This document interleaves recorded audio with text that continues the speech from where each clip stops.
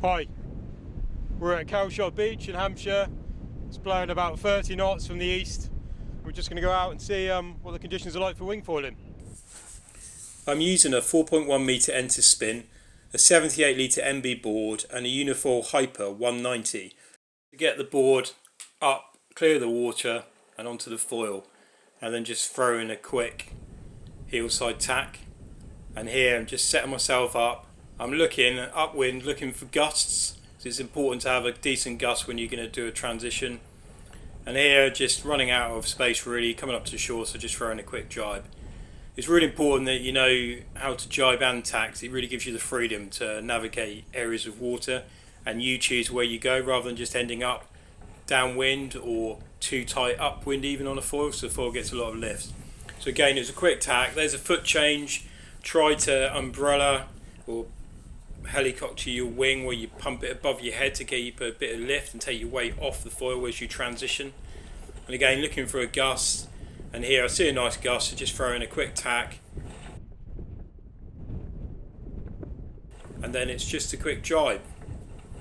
And the more you practice these transitions, the easier they are to do, and it allows you just really to navigate any area of water you want, and you dictate the terms of when you transition rather than being reliant on going in and out. Just free yourself up and throw turns whenever you choose. Obviously being careful to keep an eye out, make sure there's no one in your way.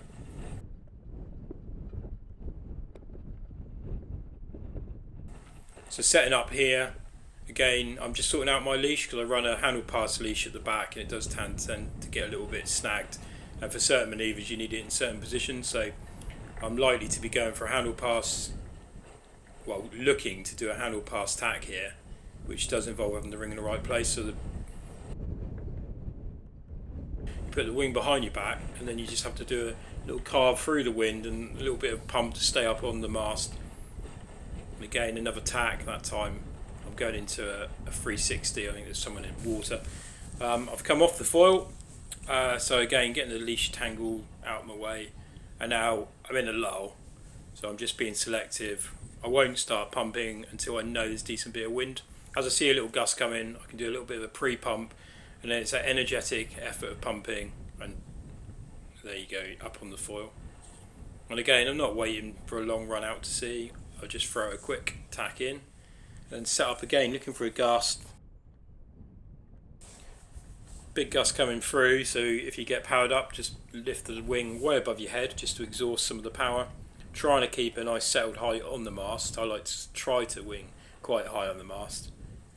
And again, coming in, building up a bit of board speed, trying to carry as much speed as I can, and it's going to be a handle pass tack.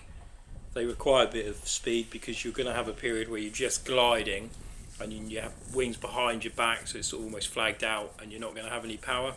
So your only lift is going to be what you've maintained through that turn. So the more speed you come in with, the more lift you'll hold through the turn, into the wind. And again, setting up this time for Carbon 360. They're a really fun move. You get a nice little whip out of them. It's not as easy to engage the turn as you would on a windsurf board, so you're not really using the rail, so you've got to be a little bit gentle into the entry, but the more speed you carry into the longer you sweep in turn you can get on a Carbon 360. They're one of the most fun moves in winging when you don't have straps on, and you can even do them onto a wave face and integrate it into the surf as well, so it's a good fun move to learn and not difficult. Initially, just getting comfortable with going through the wind. Same with attack, they say they're not difficult. Obviously everything's alien until you try it, so you just have to try the manoeuvres. It's really good to try it on the beach, the hand motion on the beach, and you can just walk through because winging isn't super fast, so you don't need to try to realise the level of speed. If you walk or you run, you can probably go at the same speed that a lot of people will wing at, and then you can do the hand transitions with the wing on grass. Obviously you're not doing the foot transitions, but they're relatively simple winging. A lot of the time if your feet stay still through a turn and you sort them out afterwards, so winging can be simulated easily on the floor, and just walk or run through manoeuvres and just change your hands, and you'll become familiar then of how to catch the handles, or if you're using booms it's a lot easier. And again this time, so looking for a gust, big gust hitting, and I think I was going to do a 360, although it's cut across. So this time going out, again you can see that relatively small board, but I'm stood over the foil, which is why you can use a very small board winging. You're literally stood on the foil, and the only reason you have the volume in the board and a bit of length is actually just to get the starts going. So when it's windy, I could be on a much smaller board. I just